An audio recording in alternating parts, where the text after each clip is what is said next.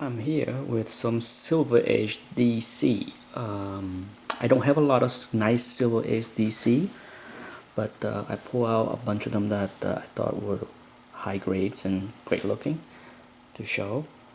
One thing for sure, I'm not a big fan of Silver Age DC.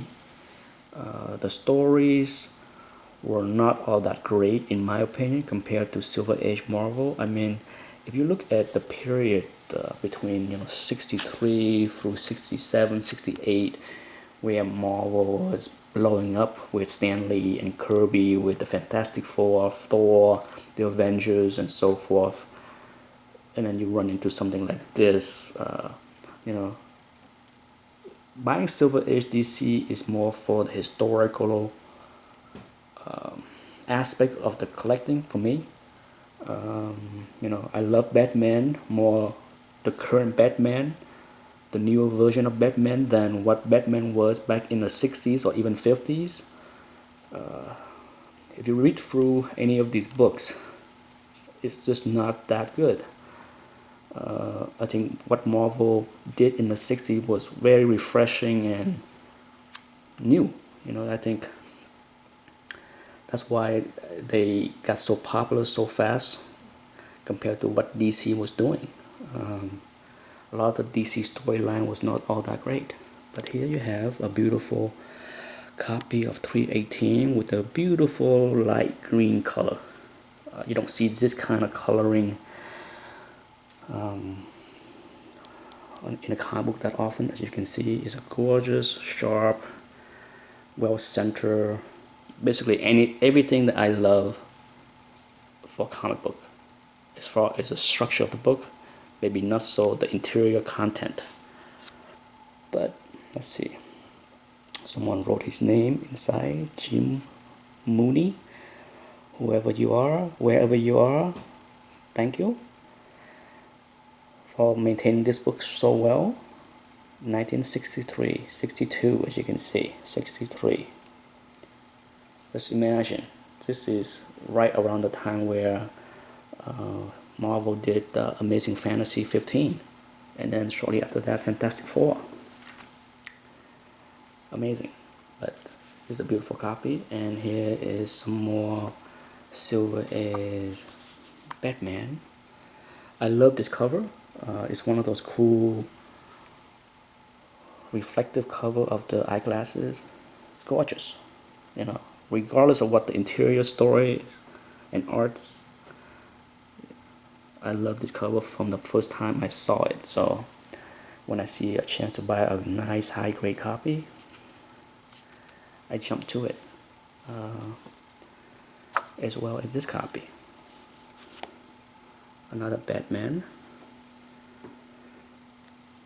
very sharp.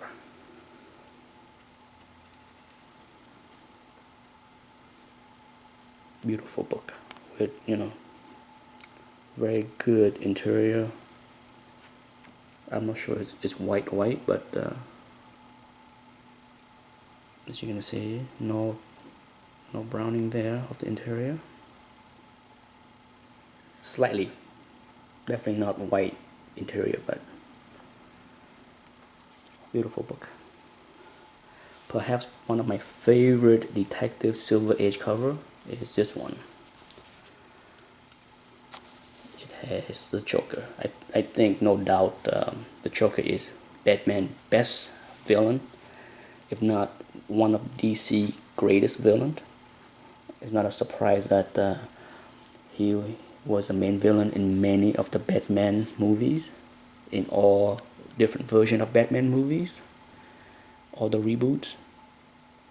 They can't help but use the Joker because he's such an iconic villain, and this copy is stunning, as you can see.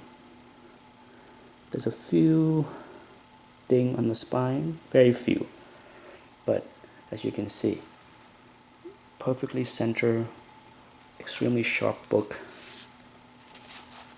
and the cover of the back is just flawless.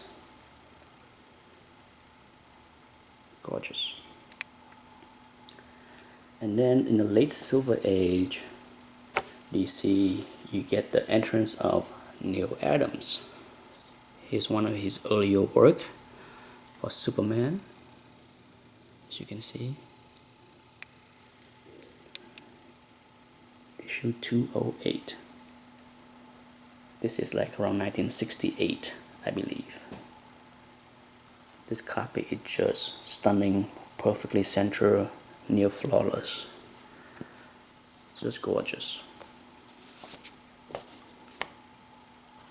As you can see, the back cover, nothing wrong there.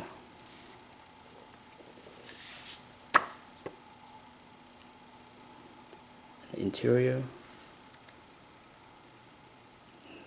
Snow White, perfect. Let's see, is it 1968? Yes, it is.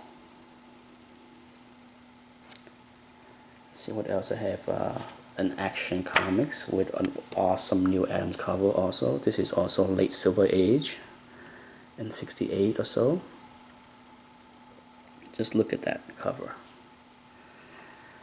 It's hard not to recognize Neal Adams' style. As soon as you see it, you can recognize it right away that he drew this cover. Beautiful.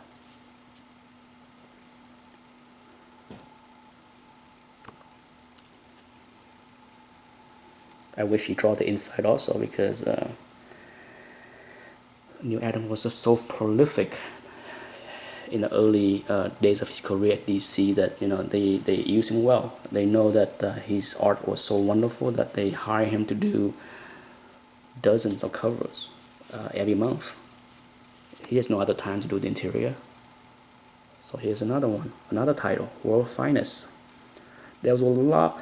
Neal Adams did a lot of covers in the late 60s for many titles, from Jimmy Olsen's Superman to Lois Lane, to World's Finest, Batman, Detective, Superman, Flash, you name it. He drew so many covers.